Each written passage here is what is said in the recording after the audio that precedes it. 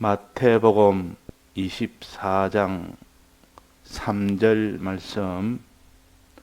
예수께서 감람산 위에 앉으실 때에 제자들이 종용이 와서 가로되 우리에게 이르소서 어느 때에 이런 일이 있겠사오며 또 주의 임하심과 세상의 끝에는 무슨 징조가 있사오리이까? 예수께서 대답하여 가라사대 너희가 사람의 미혹을 받지 않도록 주의하라. 많은 사람이 내 이름으로 와서 이르되 나는 그리스도라 하여 많은 사람을 미혹해 하리라. 난리와 난리 소문을 듣겠으나 너희는 삼가 두려워 말라. 이런 일이 있어야 하되 끝은 아직 아니니라. 민족이 민족을 나라가 나라를 대적하여 일어나겠고 처처의 기근과 지진이 있으리니 이 모든 것이 재난의 시작이니라. 그때 사람들이 너희를 환난에 넘겨주겠으며 너희를 죽이리니 너희가 내 이름을 위하여 모든 민족에게 미움을 받으리라. 그때 많은 사람이 시험에 빠져 서로 잡아주고 서로 미워하겠으며 거짓 선지자가 많이 일어나 많은 사람을 미혹하게 하겠으며 불법이 성함으로 많은 사람의 사랑이 식어지리라. 그러나 끝까지 견디는 자는 구원을 얻으리라. 이 천국 복음이 모든 민족에게 증거되기 위하여 온 세상에 전파되리니 그제야 끝이 오리라. 네.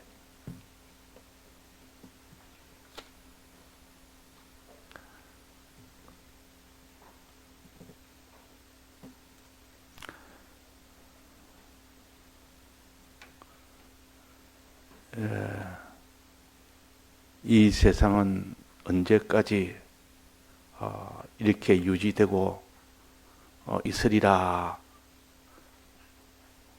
안 믿는 사람도 그렇고 믿는 사람도 그렇고 그렇게 안정되게 생각을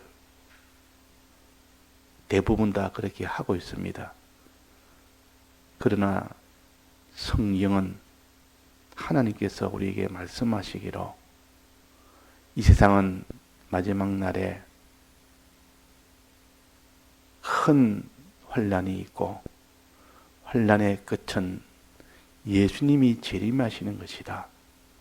재림하시는 그날에는 이 땅에 있는 모든 땅이 다 불에 타서 다 녹아지고 모든 것이 다 무너지고 새하늘과 새 땅이 오고 이어서 바로 심판이 이어진다. 그 심판은 영원히 받는 심판에 그 심판이 오게 된다 하는 것을 성경을 통하여 우리에게 알려주십니다.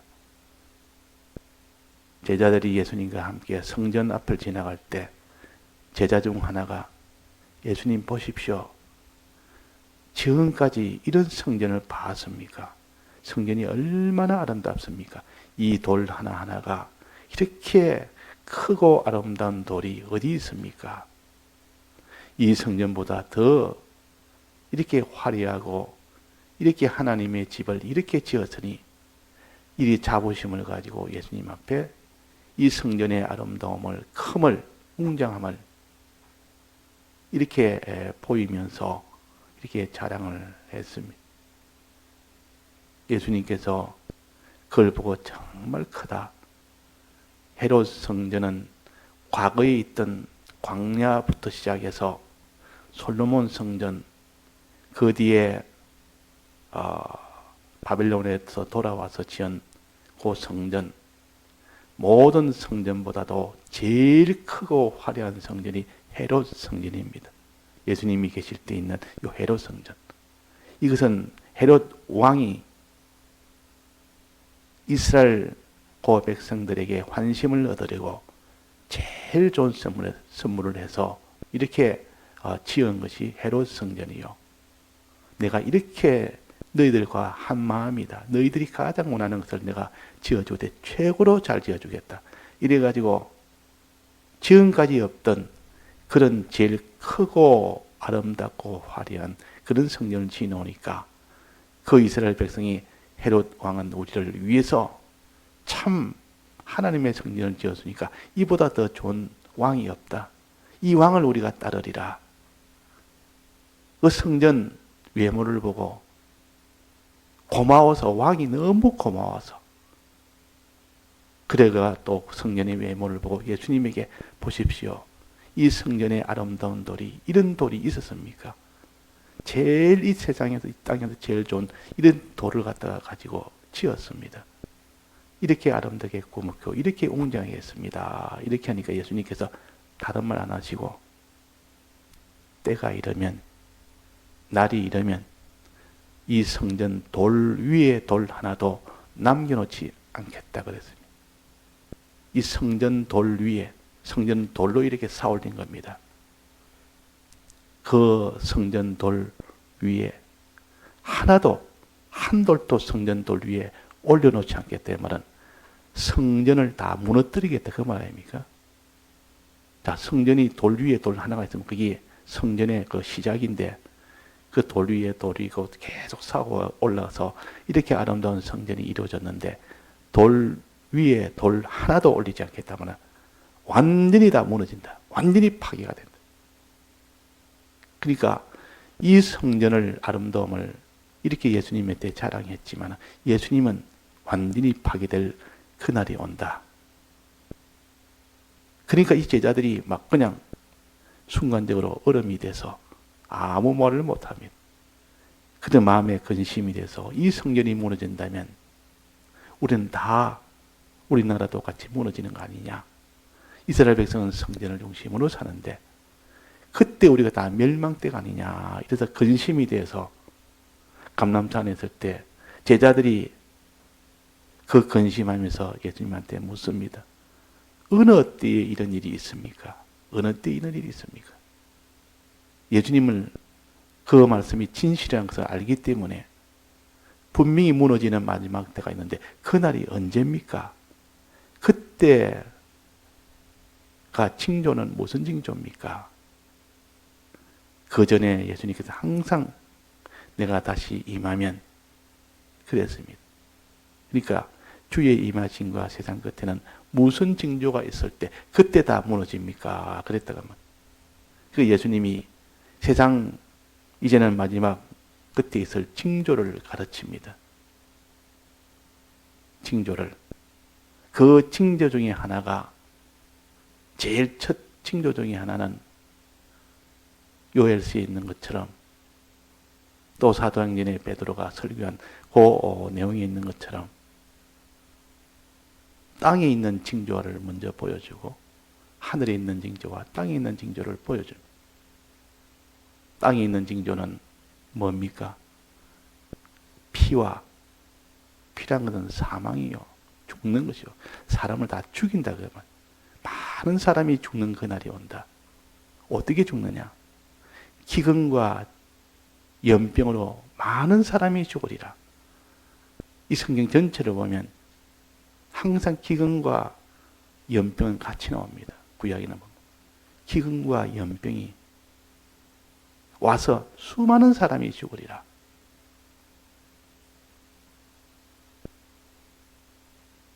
또 죽는 그 뒤에는 뭐냐면 불탄다. 불이 다 타는 때가 오리라. 불타는 것은 어떻게 불탑니까? 전쟁과 지진으로. 전쟁과 지진이 오면 다 불타버립니다. 전쟁 올 때는 전부 다 태웁니다. 타서 없어지고 타서 다 없어집니다. 지진 나면 온 곳에 다 불이 다 나버립니다. 무너지면서 다 그것이 불로서 또 연기와 파괴가 전부 다 파괴가 돼야 됩니다. 완전 파괴됩니다.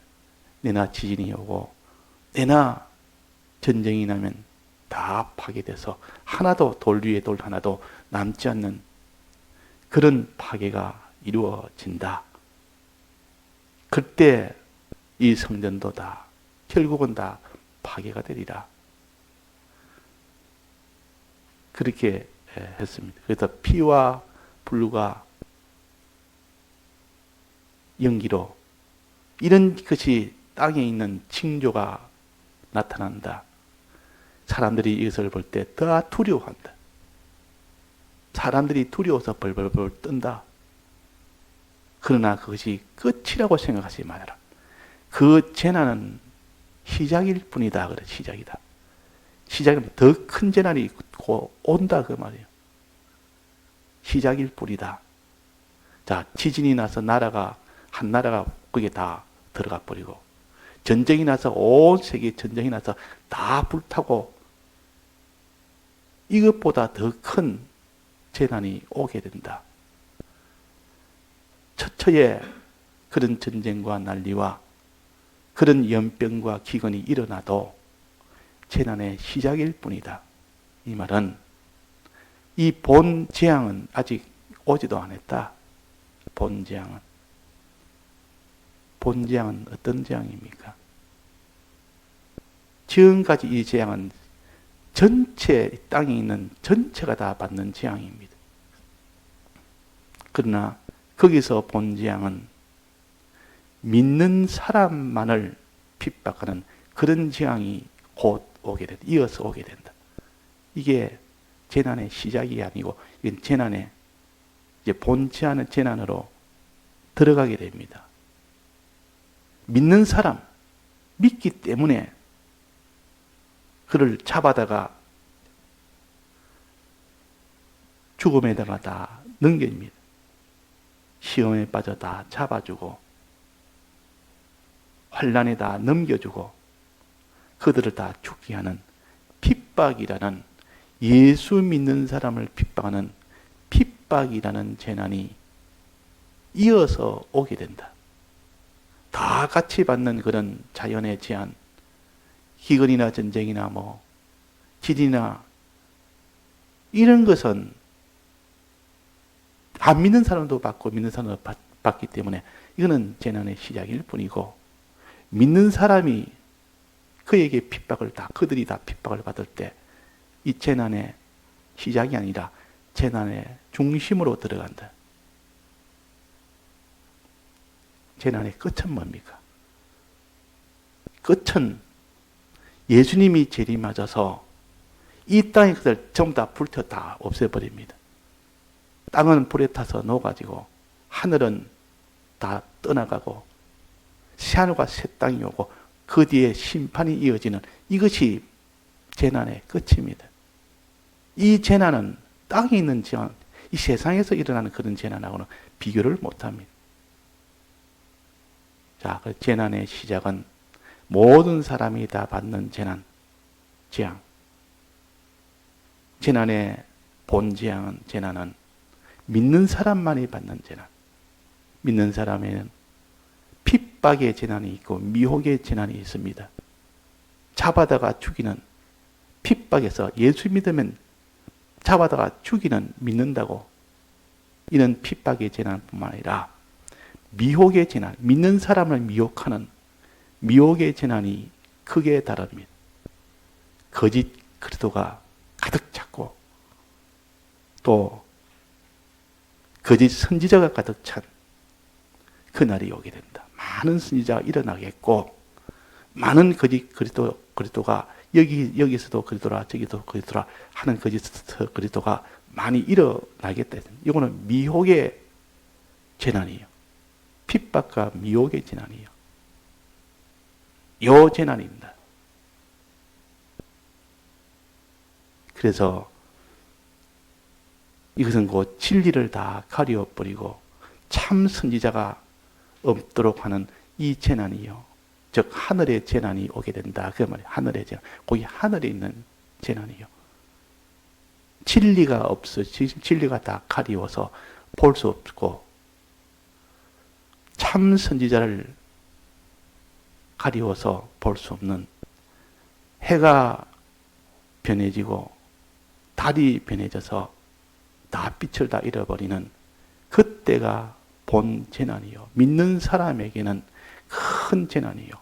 안 믿는 사람이야 뭐 그런 거는 뭐 상관이 있습니까? 아예 진리를 처음부터 믿지도 않고 대적하는 사람이 진리가 있든 없든 재난이라고 여기지 않습니다.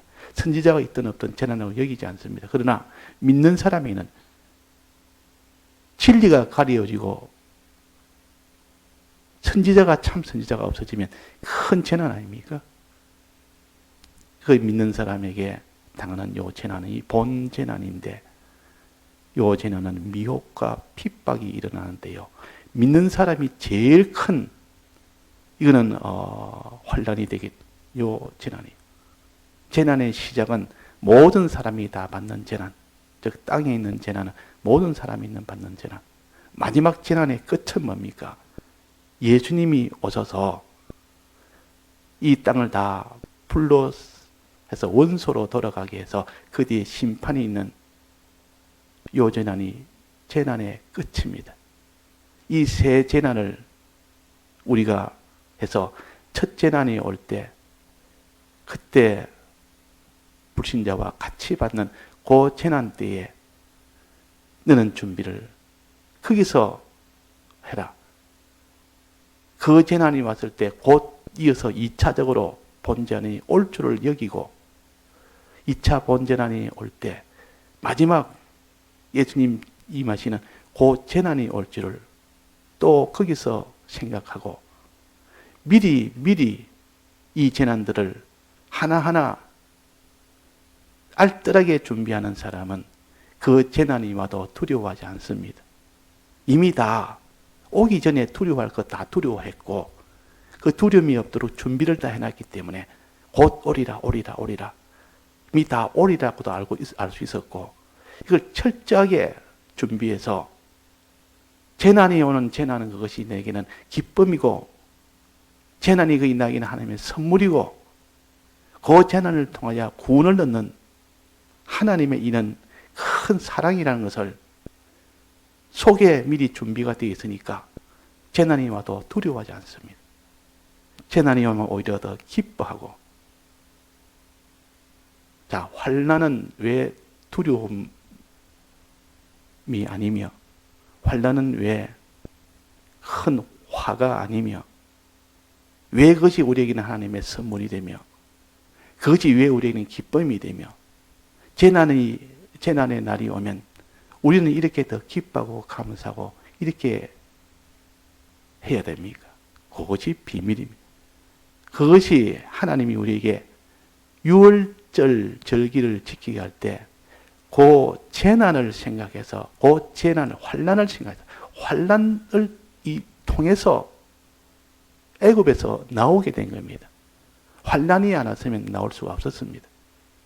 환난은 우리에게 망하라고 주는 환난이 아니고 이 환난은 믿음으로 살면 믿고 순종하기만 하면 그 환난으로 인해서 애굽을 나오는 큰 복이다. 하나님의 선물이었다. 장자재앙은 하나님의 선물이었고 홍해바다 앞에서 홍해바다에 가로막힌 재난은 재앙이 아니라 홍해바다를 건너서 광야를 이제는 들어갈 수 있도록 한 그 하나님의 선물이었고 대적들을 완전히 다 전멸시켜서 더 이상 죽여가지 못하도록 하는 하나님의 선물이었지 하나도 재난이 아니었다. 그러니 이 모든 환난은 우리에게는 하나님의 복이라, 하나님의 은혜라, 하나님의 사랑이라. 이것을 우리 생활에서 미리 경험하고 체험하고 이것을 연습하는 많은 연습을 한 사람은 큰 재난이 와도 작은 것에서 연습한 자는 큰 것에도 충성할 수 있는 사람이 되니 지금 고요한 때 작은 이 재난을 환난을 하나님의 선물로 여기고 그걸 기뻐하고 그 재난이 곧 우리를 구원하는 구원이라는 걸 알고 역항적인 이런 신앙의 것을 미리 다 준비하라고 우리에게 작은 환난을 날마다 줍니다. 환란이 오거들랑 이상스레 여기지 말고 하나님이 앞으로 있을 큰 재난을 준비하라고 주셨어요.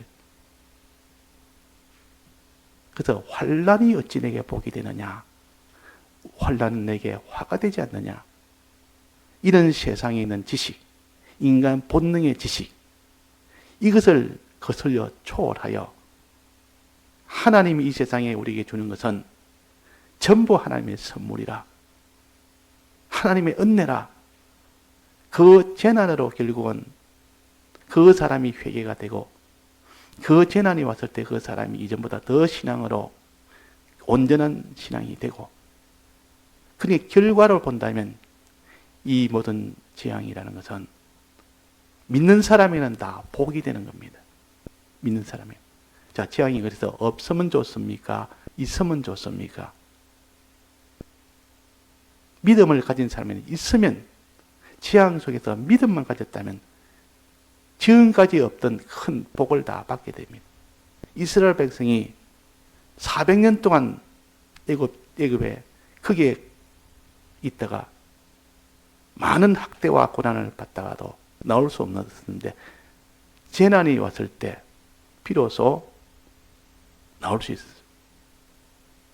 나올 수 있었다. 홍해 바다에서 완전히 나올 수 있었고, 광야에서는 가나안 땅에 들어갈 수 있는 그 모든 힘은 광야에서 고난이 있었기 때문에 그럽니다.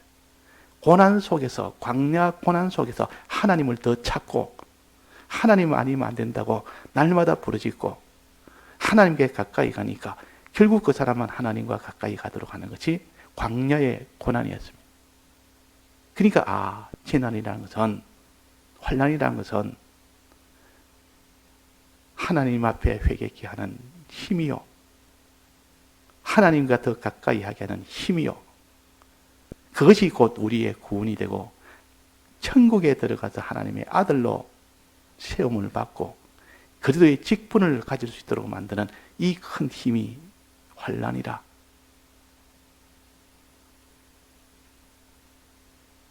그래서 찬송가 58장에 157장에 이 풍랑 인연하여 더 빨리 가. 이 풍랑은 분명히 싫고 환난이지만 그로 인하여 결과를 보니까 배가 더 빨리 가더라 그 말이에요. 이걸 역항적 신앙이라고 합니다. 가장 역항적인 사건은 어떤 겁니까? 물고기 중에서 연어라는 물고기가 있는데 그 물고기는 강에서, 얕은 강에서 거기서 태어납니다. 거기서 이제 산란이 돼서 태어나서 얕은 강 거기서 안전하게 거기서 알이 나와서 한 2개월 정도 거기서 알로 있다가 그때 부화가 돼서 조그만 새끼가 거기서 조금 먼저 자랍니다. 조금 자라면 몇 개월 자라다가 어디서 가냐면 바다로 가, 바다로, 그 먼 바다로 갑니다. 바다로 가서 다시 마지막 이제는 산란기가 오면 다 크기도 커서 몇 년 동안, 한 4, 5년 동안 큽니다. 바다에서. 마지막 산란기가 되면 이제는 강으로 자기가 놓았던 고향으로 다시 돌아옵니다. 자기가 떠났던 어린 치어 때 살았던 고향으로 돌아옵니다. 돌아오는 그 길은 거기서 산란해서 또 새끼를 놓기 위해서 돌아오는 길은 얼마나 거기는 물살이 강한지 들어오지를 못합니다. 그 물살을 헤치고 나와야 된다. 근데 연어가 참 희한한 게 그 폭포수 같은데 이렇게 어른 키보다 훨씬 더 한 3m쯤 되는 데에 연어가 그렇게 치고 올라간다. 폭포수가 3m쯤 되는데 물이 위에서 떨어진데 그 물 위로 이렇게 타고 올라가는 겁니다. 그래서 사람들이 저기 과학적으로 어떻게 가능하지? 이렇게 생각하는데 그것이 가능하다 그 말이에요. 근데 폭포가 없으면 3m를 못 올라간답니다. 폭포가 있으면 타고 올라가고, 그러니까 분명히 폭포는 올라가지 못하도록 하는 것 같이 보이는데 오히려 폭포가 있기 때문에 타고 3m를 올라갑니다. 치고 올라갑니다. 근데 폭포가 떨어지지 않으면 못 올라갑니다. 그러니까 이런 물살의 이 역항적인 신앙은 환란이 오면 오히려 그 환란을 통해서 구원을 얻는 이와 같아 하는 것을 보여주는 그런 현상이기도 합니다. 예, 다 같이 통성으로 기도하시다가 자유하시겠습니다.